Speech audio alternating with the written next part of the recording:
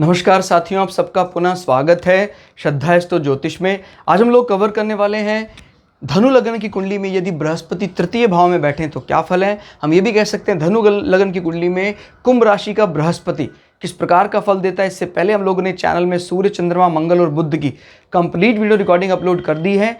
कोई भी व्यक्ति भृगु सरल पद्धति को आधार बनाकर ज्योतिष को सीखना चाहता है, हमारे चैनल को सब्सक्राइब करें। हम जल्दी ही सूर्य से लेकर राहु केतु तक 9 के 9 ग्रहों का 12 अलग अलग लग्न की 12 अलग अलग राशि में फल को अपलोड करने वाले हैं। इस अपलोडेशन को टाइमली पाने के लिए बेल आइकन दबाएं ताकि आपको सारा अपलोडेशन टाइमली मिल सके। मेरा नाम है सनत कुमार वाजपेयी। 15 सालों का अनुभव है मुझे साइंस एस्ट्रोलॉजी में। हमारे बारे में और अधिक जानकारी के लिए हमारे यूट्यूब पेज पर आप क्लिक करें। हमारे जो लिंक है वहाँ आपको हमारा फेसबुक का ग्रुप, हमारा वेबसाइट, हमारी कॉन्टैक्ट डिटेल्स मिल जाएंगे। तो शुरुआत करते हैं आज की क्लास का।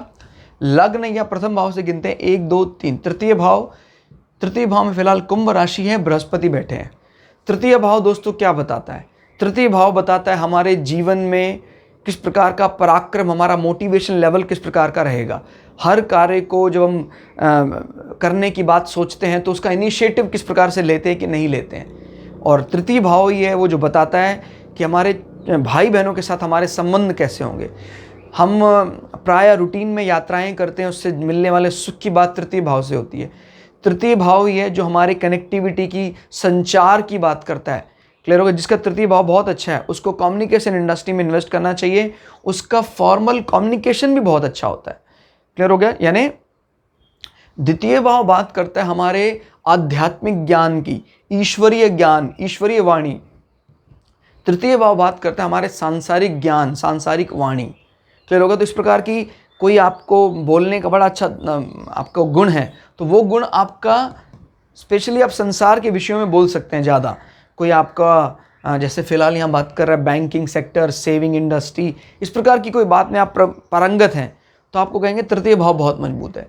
लेकिन अगर आप क्योंकि ये एक स्पिरिचुअल हाउस है तो कर्म वाला, लेकिन स्पिरिचुअल है तो आप कर्म रिलेटेड गीता के वाक्यों का ज़्यादा रेफरेंस लेंगे, दर्शन शास्त्र का ज़्यादा उपयोग करेंगे तो ये द्वितीय भाव बन जाएगा। तो दोनों में डिफरेंस को अच्छे से समझना जरूरी है। यहाँ पर फिलहाल पड़ रही है कुंभ राशि। तो दोस्तों कुंभ राशि किस लिए होती है? कुंभ राशि काल पुरुष की कुंडली में 11वां भाव है। आपको कभी भी ये देखना हो कि भाई हमारे घुटनों के नीचे वाला हिस्सा, पैरों का हिस्सा कैसा रहेगा, तो एक तो 11वें भाव को देखो। क्लियर? और आप कुंभ राशि कहीं भी उसके स्टेटस को जान लो।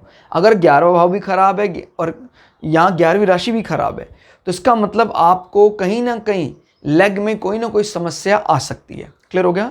तो ये बात याद रखना जरूरी है कि जो काल पुरुष यानी मेष लगन की जो कुंडली में नंबर हमने तय कर रखे हैं वो एक प्री इमेज लेकर चलते हैं। जैसे मान लीजिए यहाँ पर इनका धन भाव काफ़ी खराब स्थिति में हो जाए, किसी का बृहस्पति या नीच के होकर बैठ जाए और जो ये काल पुरुष की कुंडली में द्वितीय भाव है ये भी बुरी हालत में हो जाए तो बात कंफर्म हो जाती है कि आपका कौटुंबिक सुख काफ़ी हद तक चला गया। क्लियर? तो ये बात याद रखना है आपको कि काल पुरुष की कुंडली यानी मेष लगन से कंपेयर जरूर करना है, अदरवाइज आप सही अनुमान, सटीक आपके जो पूर्वानुमान है वो नहीं हो पाएंगे। फिलहाल यहाँ पर कुंभ राशि है। कुंभ राशि के पास आपको पता है सेविंग करने का बड़ा जज्बा है, हर चीज़ में सेविंग देखना। और क्योंकि शनि का जो नेचर है वो है तो तामसिक ही। क्लियर होगा? तो वो उस दृष्टि से अपने डिस्प्यूट को छुपा कर रखता है, लेकिन मन मन में उसके एक विचारधारा रहती है कि भाई ये अगर कुछ फ़ायदा नहीं देता है तो इसका कोई काम नहीं है। तो वो विशेष रूप से डिस्प्यूट, लड़ाई तो नहीं करता है, लेकिन ये इनके जो संबंध होते हैं तब तक ज़्यादा विशेष प्रेम दिखाने वाले होते हैं जब तक इनमें आपको कुछ ना कुछ लाभ दृष्टि नज़र आए। हालांकि ये कोई बुरा नहीं है। आजकल के संसार में अगर हम एकदम ही ये सोचे भाई निस्वार्थ हो जाए सब कुछ, तभी भी चलने वाला नहीं है काम। क्लियर होगा? तो ये ध्यान रखिएगा, ये कई बार हमें कर्क का भ्रम देता है, लेकिन कर्क लोगों से जुड़ सकता है बिना किसी विशेष लाभ की आशा किए। इमोशनली अटैच होना, और एक प्रकार से देखा जाए अकर्म करने में कर्क राशि सबसे ज़्यादा प्रवीण है।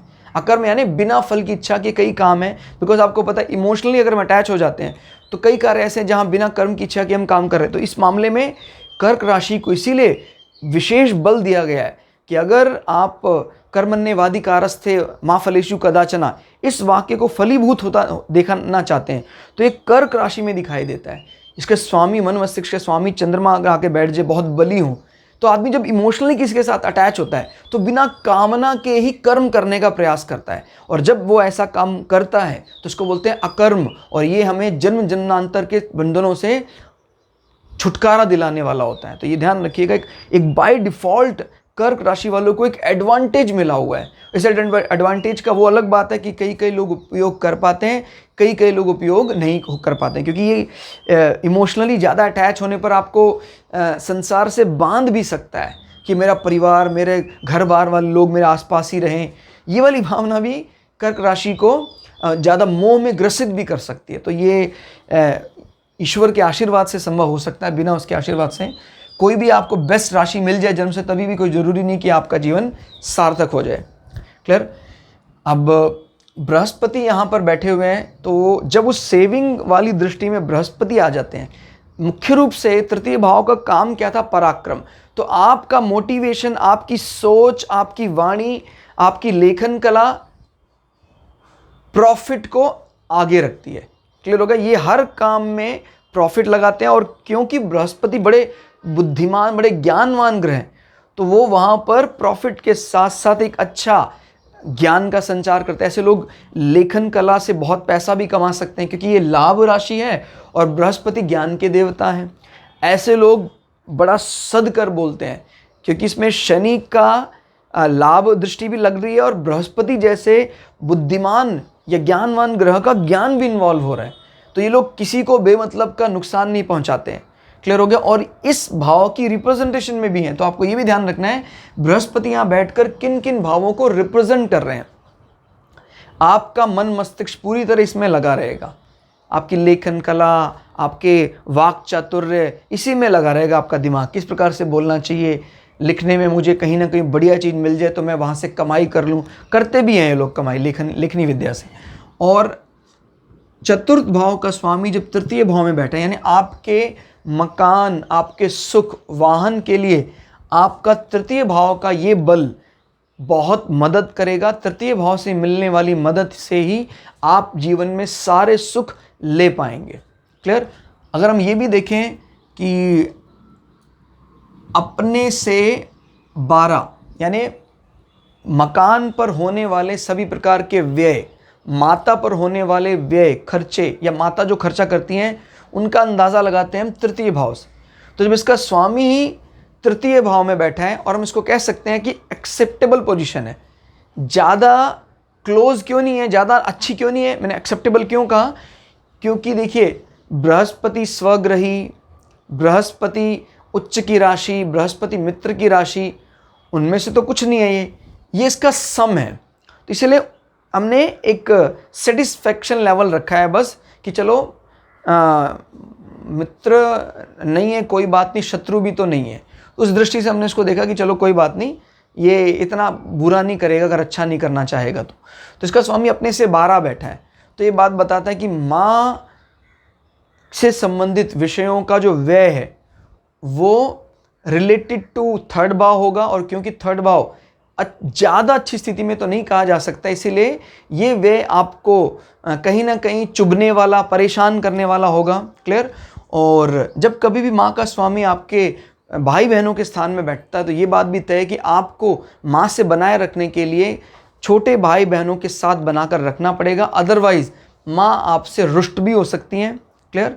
और आपके पराक्रम का कारण आपके माताश्री होंगे। क्लियर। और अगर शनि की स्थिति एकदम खराब है तो ये बात तो तय हो गई कि पूरी तरह से आपका पराक्रम बृहस्पति पर निर्भर करता है। और अगर शनि की स्थिति मजबूत है तो शनि में बृहस्पति ये ऐड ऑन कर देंगे। क्लियर।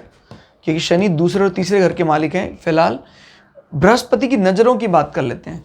दृष्टियाँ 5, 7, 9, 1, 2, 3, 4, 5। बृहस्पति यहाँ बैठकर आपके पार्टनरशिप या आपके लाइफ पार्टनर हाउस को देख रहे हैं, जो ये बताता है कि आपके किसी भी प्रकार के 7th हाउस से दोष को ये दूर करेगा। कोई भी सेक्स ऑर्गन में दिक्कत आ रही है, कोई खराब कॉम्बिनेशन बना रहे हैं प्लैनेट, तो बृहस्पति की दृष्टि बताएगी कि वो आपको किसी प्रकार के ऑपरेशन तक नहीं जाने देगा, आपको अपने आप रिकवर करा लेगा। क्लियर। बशर्ते बृहस्पति खुद ना पीड़ित हो जाए। अभी कहीं बृहस्पति यहाँ पर राहु बैठ जाए अपनी राशि का तो फिर तो दिक्कत आ जाएगी बृहस्पति को, बृहस्पति की दृष्टि में भी दोष आ जाएगा। लेकिन फिलहाल बृहस्पति अभी हम मान रहे हैं अच्छी स्थिति में बने हुए हैं। 5, 6, 7 बृहस्पति की दृष्टि बताती है कि आपके पिता के साथ भी आपके संबंध बहुत अच्छे होंगे। पिता की जहाँ 5 नंबर सूर्य राशि का है वहाँ पर बृहस्पति जो मित्र हैं इनके सूर्य के वहाँ दृष्टि मार रहे हैं, तो आपके भाग्य को बढ़ाने वाला होगा। आपको भाग्यवान बनने का कारण आपको लगता होगा कई बार मेरा भाई बहन और मेरी लेखनी कला, मेरी वाणी जो मुझे भाग्यवान बनाती है, वो बात काफ़ी हद तक सही भी होगी। और सूर्य की मजबूत स्थिति भी, सूर्य की सिटिंग भी ये तय करेगी कि उसका भाग्य कहाँ से निखर रहा है, कहाँ से उभर रहा है। क्लियर। और 7, 8, 9 यहाँ बृहस्पति बैठकर आपके लाभ स्थान में नज़र बनाए हुए हैं। ये तो बात तय है कि भाई आपको कहीं ना कहीं लेखनी विद्या से ये लाभ दिलवाएंगे, आपके भाई बहनों से लाभ दिलवाएंगे। लेकिन क्योंकि शुक्र की राशि है और शुक्र और बृहस्पति में तनातनी है, तो आपके भाई बहनों और आपके फ्रेंड्स में वैमनस्य रह सकता है, या आपके छोटे भाई बहन और बड़े भाई बहनों के बीच में संबंध बहुत ज़्यादा अच्छे नहीं कहे जा सकते। याद रखिएगा, तुलनात्मक दृष्टि से देखा जाए अगर, जैसे बृहस्पति का मित्र के भाव में नज़र डालना तो ये मित्रता को बढ़ाने वाला होता है। लेकिन अभी बृहस्पति की तुलना करें एक शत्रु भाव में नज़र डाल रहे हैं, तो वैसे आपको 11वें भाव में आपको पता है प्राय धन संबंधी फायदा तो सभी दे देते हैं, लेकिन जहाँ इमोशनल अटैचमेंट की बात आती है वहाँ पर इसका नुकसान उठाना पड़ सकता है। तो कुल मिला के रिजल्ट यहाँ पर मोर देन इनफ रहे। आपको क्लास कैसी लगी कमेंट करके ज़रूर बताइएगा। मिलते हैं अगली क्लास में, तब तक के लिए जय श्री भगु पराशरा, जय श्री शुक्राचार्य, नमस्कार।